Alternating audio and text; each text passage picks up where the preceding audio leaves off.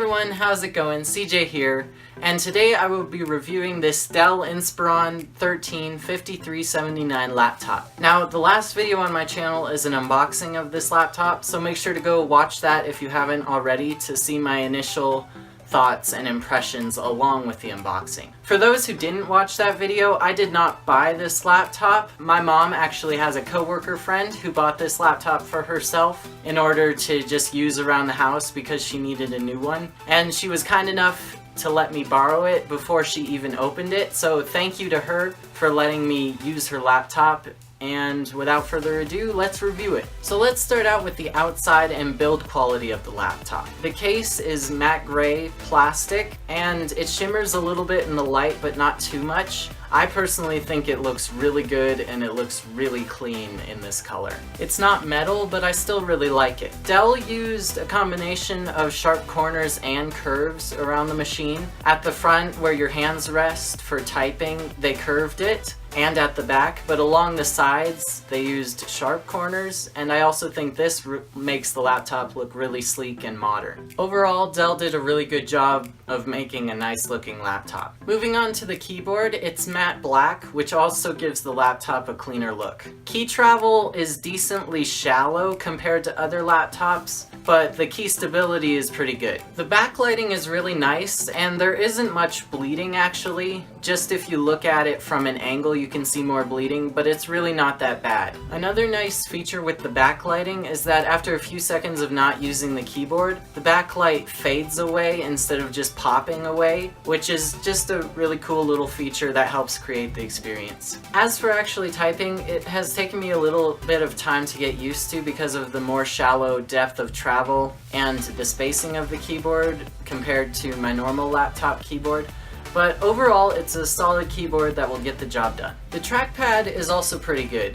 It's a good size, not too big, but not too small either. I think it fits really well.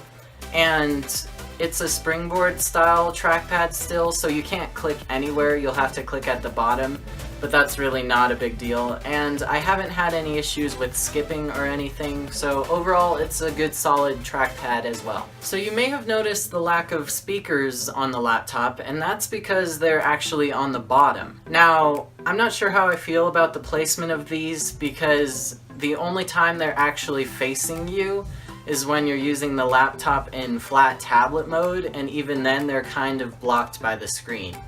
I know it's hard to know where to put the speakers on a convertible laptop like this, but I would have rather had them above the keyboard or on the sides of the keyboard so that they were actually facing the listener. But one thing to note as well is I do like how clean it makes the top keyboard section of the laptop look, so it's a trade-off. As for the actual sound quality, the clearness and loudness of the speakers is actually pretty impressive. That surprised me. But the bass just has no substance. The bass just isn't there. Part of this could come from the fact that they're facing down and away from the listener, but I think the main reason is just that the speakers just weren't made to have much bass. Moving on to the screen, this is actually a really strong point of this laptop.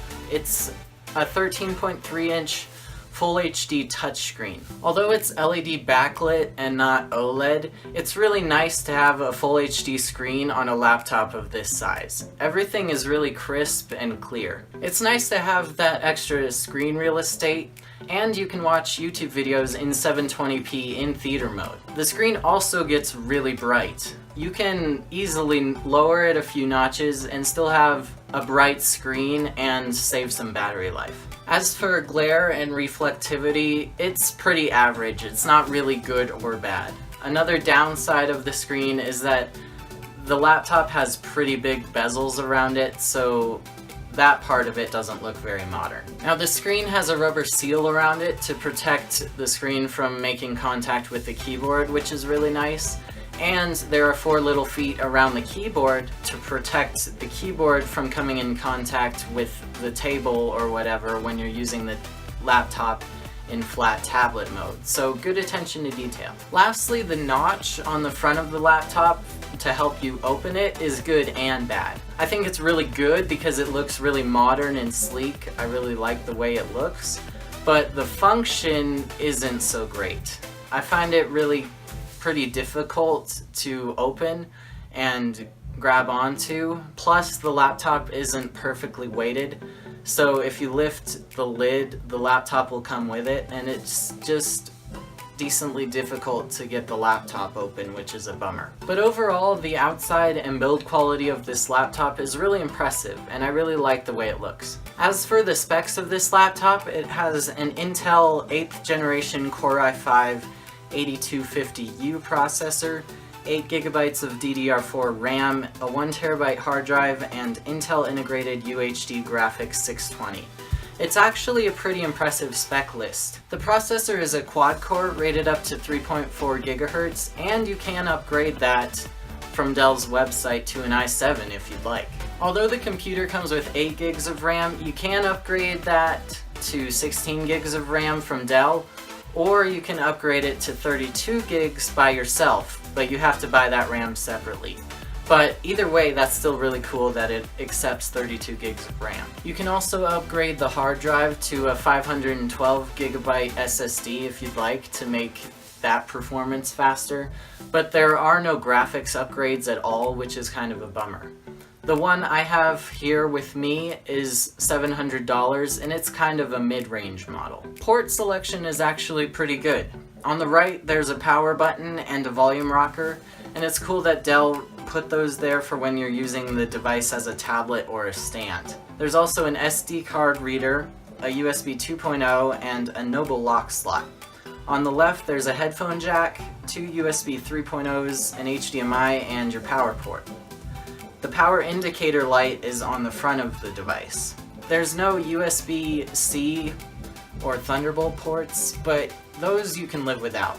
This laptop has everything you can't live without, which is good. As for raw power, the Dell actually lays down some pretty impressive scores. I compared the Dell to my HP just to have some context. And my HP has a 6th gen dual-core Intel i7 6500U processor, rated up to 3.1 GHz, 16 GB of DDR3 RAM, integrated Intel HD graphics 520, and NVIDIA GeForce 940M dedicated graphics, along with a 1TB hard drive.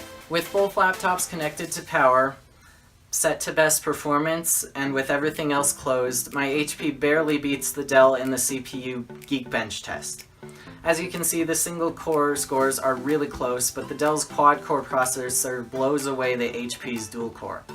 Pretty impressive score for such a small laptop. Moving on to the Geekbench compute benchmark, the Dell struggles a bit here. Both laptops perform decently well, but you can see that the Dell lacks a dedicated graphics card. Moving on to Cinebench, the HP is able to outperform the Dell in the OpenGL test with its dedicated graphics, but the Dell still performs decently well with a score of 3747 FPS.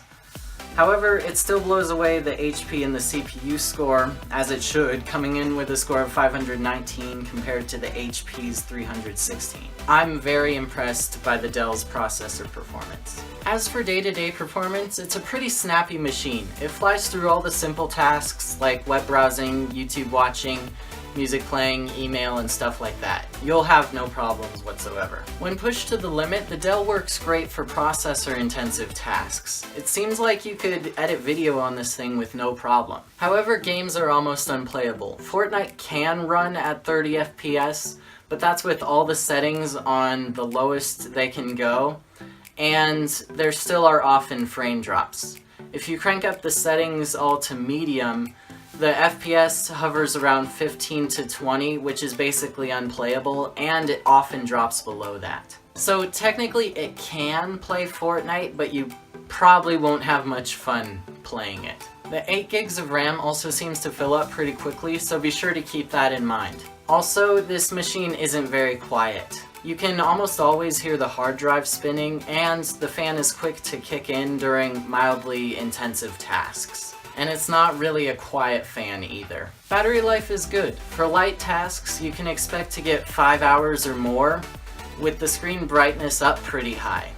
But if you're doing pretty intensive tasks, don't expect more than a couple hours. But overall, I'd say the battery life is pretty good. In conclusion, I really enjoy this laptop. I think for $700 you're getting a pretty good deal. You get a great screen, good battery life, a nice modern look, a really fast quad-core processor, 1 terabyte of storage, a good selection of ports, and different modes of use for the laptop. The speakers, keyboard, and trackpad are all decent. I'd say the only downside of this laptop is the graphics performance. So if you don't play games and you're looking for something a little nicer than one of the really cheap laptops, I'd say go for it, and I have no problem recommending this. But if you're looking to do any gaming at all, I'd say stay away from this laptop because it has horrible graphics performance. The CPU just can't make up for that. But yeah, I think that's about it. I thank you very much for watching this video, and be sure to like and subscribe, and be on the lookout for more videos from me coming up. And yeah, thank you. Peace.